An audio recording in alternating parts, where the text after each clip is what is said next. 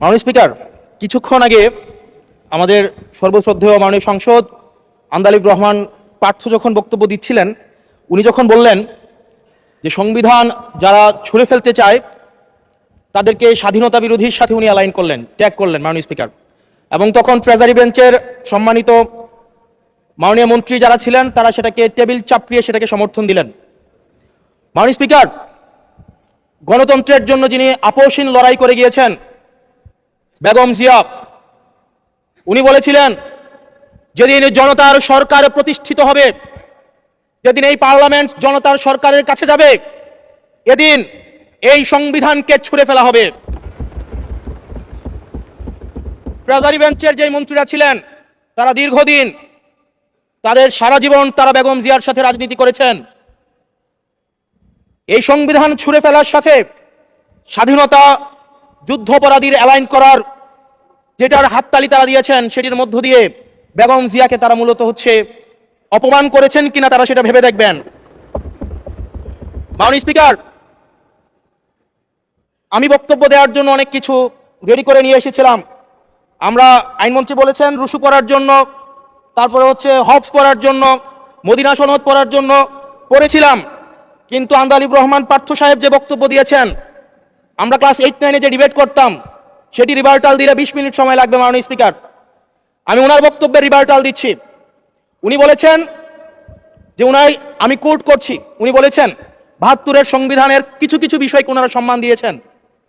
তার মানে কিছু কিছু বিষয়কে ওনারা সম্মান দেয় নাই।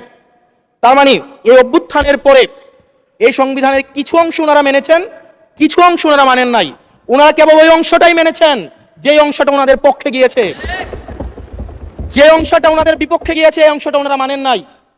মাননীয় স্পিকার, এই ধরনের প্রকৃতি সম্পন্ন যারা আছে বাংলাদেশের পার্লামেন্ট, যারা দেখছেন তারা সিদ্ধান্ত নেবেন। যারা কখনো কখনো কনফরমিস্ট, যারা কখনো কখনো রিফর্মিস্ট, তারা মূলত অপরচুনিস্ট। এখন আমি সংবিধানের কিছু কিছু ধারা মানব, কিছু কিছু ধারা মানব না। আমি কখনো কখনো সাংবিধানিক, কখনো কখনো আমি অসাংবিধানিক। মাননীয় স্পিকার, যখন ডক্ট্রিন অফ নেসেসিটির প্রশ্ন আসে, মাননীয় স্পিকার, এই এক্সিস্টিং সংবিধান অনুযায়ী যখন 7A এবং 7B বলবৎ থাকে, সেই জায়গা থেকে আইনজ্ঞরা, মাননীয় স্বরাষ্ট্রমন্ত্রী উনি থাকলে ভালো হতো।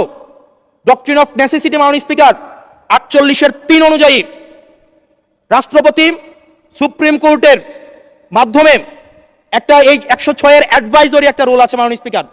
এই অ্যাডভাইজরি রুলের মাধ্যমে সংবিধানের ফান্ডামেন্টাল কোনো বিষয় কম্প্রোমাইজ করা যায় না।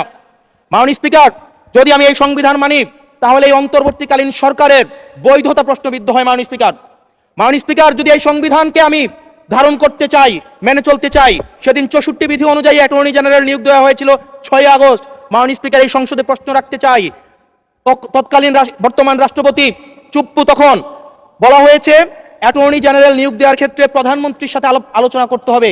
সেদিন কোন প্রধানমন্ত্রীর সাথে আলোচনা করা হয়েছিল সেটা আমাদেরকে অ্যাটর্নি জেনারেল জানাবেন। আমাদেরকে অ্যাটর্নি জেনারেল জানাবেন যেই হিয়ারিংটা হয়েছিল এই হিয়ারিংয়ে উনি উপস্থিত ছিলেন কিনা।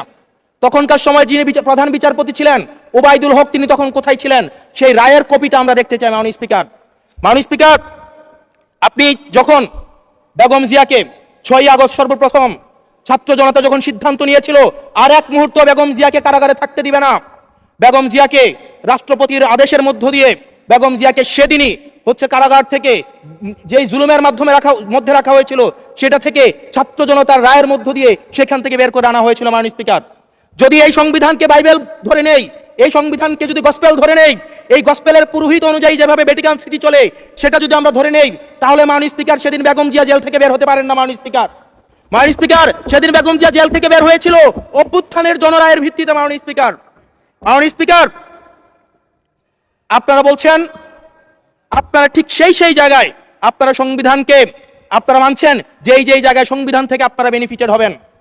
মাননীয় স্পিকার, গ্রামের ভাষায় কথা আছে, বলতে চাই না, যে গাং পার হইলে মাঝি কুন্দুলা ভাই। ছাত্ররা, আপনাদের নেতা কর্মীরা গত 17 বছর ধান খেতে ঘুমাইতে হয়েছে,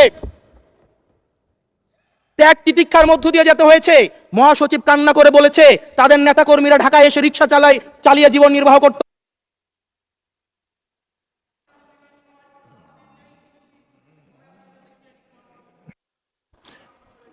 এক মিনিট বলেন কারণ মাননীয় স্পিকার, আজকে দেখেন, আজকে লক্ষ লক্ষ নেতাকর্মী তাদের রক্ত দিয়েছে।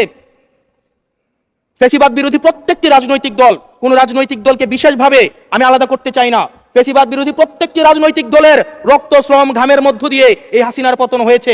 এই হাসিনার পতনের পরে যখন জনরায়, মাননীয় স্পিকার, যখন জনরায় কখনো ক্যাতাবের কাছে মাথা নত করে না। এটা ভ্যাটিকান সিটি নয় যে গসপেল অনুযায়ী হচ্ছে দেশ পরিচালিত হবে।